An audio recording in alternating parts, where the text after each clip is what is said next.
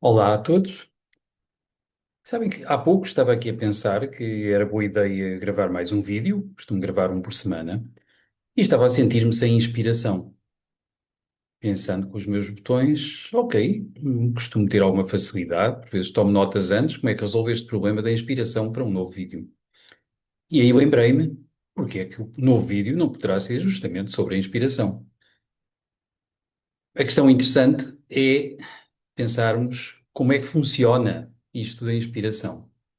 Como muitas pessoas sabem, eu adoro temas de funcionamento mental e de consciência humana. E a questão aqui é precisamente essa. Onde é que vamos à inspiração? Como é que isto funciona? Ora, olhando para tradições espirituais e culturais variadas, fala-se por vezes na visita das musas ou nos anjos inspiradores. É sabido que muitos grandes músicos clássicos diziam que as músicas lhes eram inspiradas pelo próprio divino ou pelos anjos ou por seres luminosos. Não me admira demasiado. Tenho tendência a pensar que a inspiração tende a visitar-nos, sobretudo a grande inspiração, vinda de níveis que eu diria supramentais. E nesse sentido, a inspiração não depende apenas do funcionamento mental.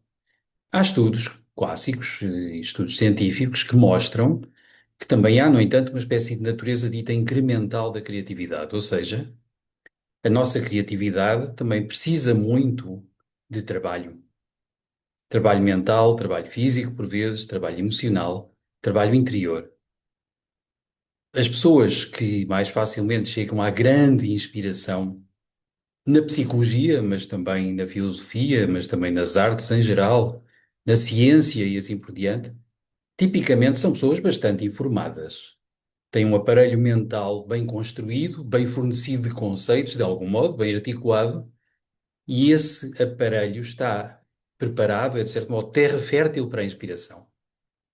Mas depois há coisas curiosas. Por exemplo, há bastantes anos atrás, eu e outras pessoas fizemos uma pequena investigação, foi só um teste piloto, infelizmente, depois não deu para prosseguir, com um autor consagrado de banda desenhada português, e posso dizer que foi o José Rui, ele já partiu deste mundo, infelizmente, há algum tempo, e a ideia foi perceber como é que se comportava a atividade elétrica do cérebro dele no momento de inspiração. E o que é que fizemos?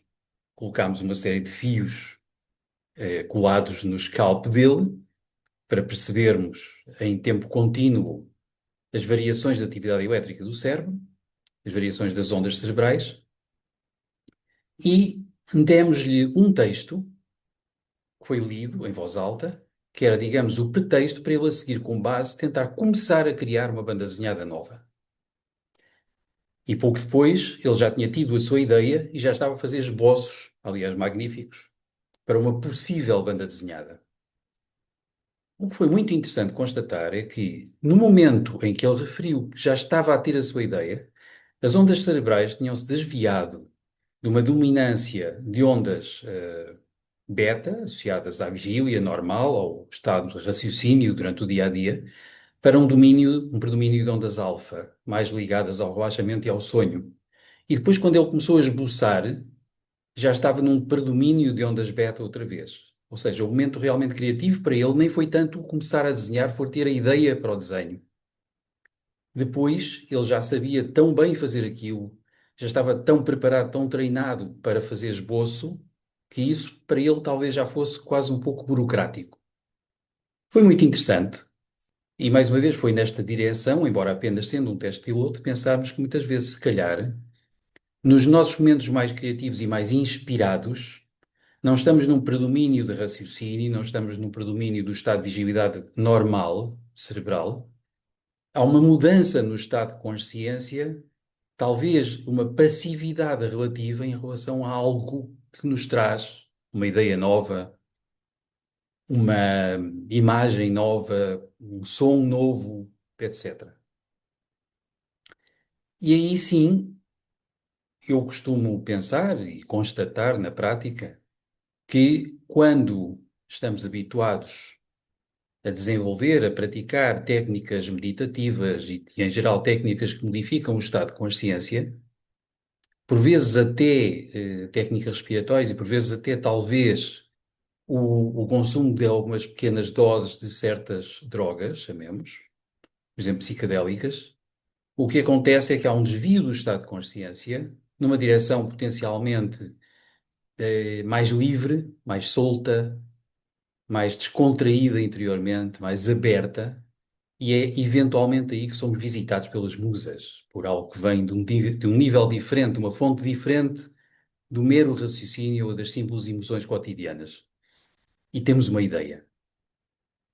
E esta ideia pode eventualmente vir de muito longe ou de muito fundo e dar origem a coisas magníficas.